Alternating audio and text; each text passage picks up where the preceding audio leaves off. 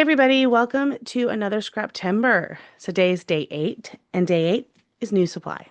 So the most new supply I have is the Simple Stories Fun Times collection. Haven't even opened it.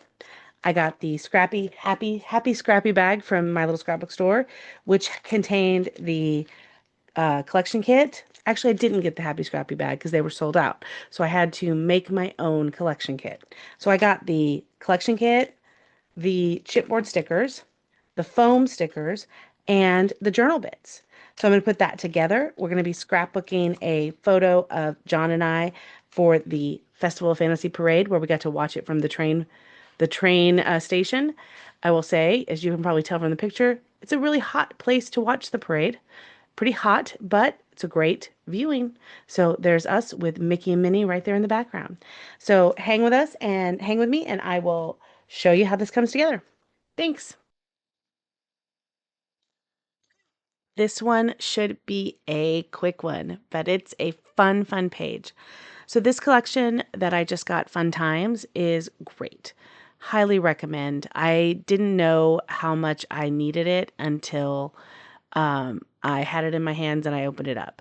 I got it because it reminded me of Disney World because of the fair and the games and the photos, and it was bright and colorful. Ended up that I used it because it was, um, I used it for this and it just was perfect. So I first want to go through some of the papers. I haven't even opened this up. That's how new it is. And I'm not sure what I'm going to be doing with it.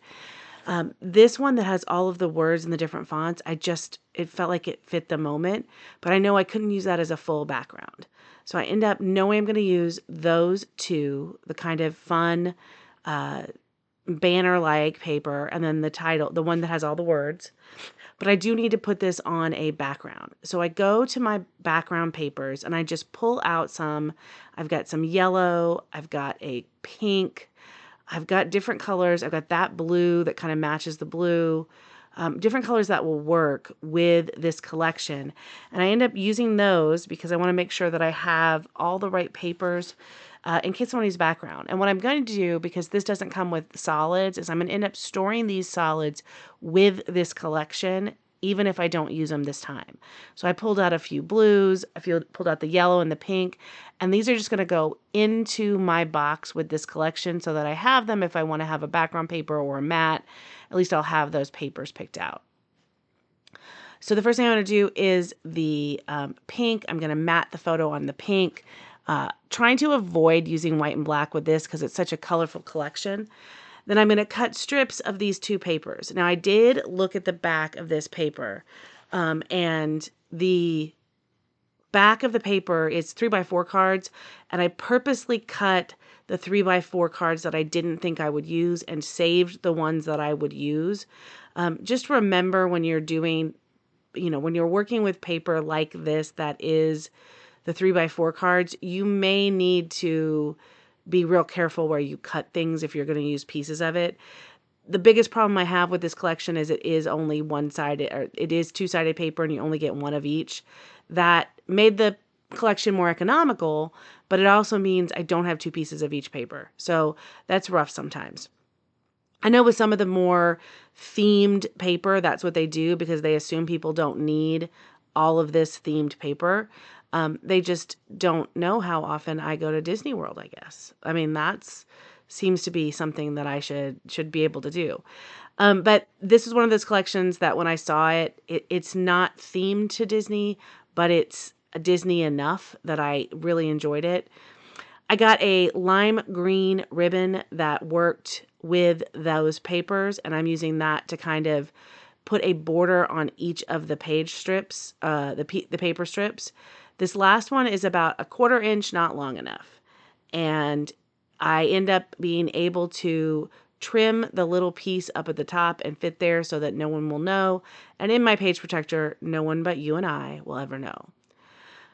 We're going to go ahead and put down the picture of that. And I'm looking at it now as I'm doing this voiceover and just in love with it. I love the way the word fantastic and discover and music are all there because that is exactly what this parade is all about. And then I'm finding little bits and pieces from the ephemera pack. I wanted one of the ephemera pieces that I could use to journal on, so I found that.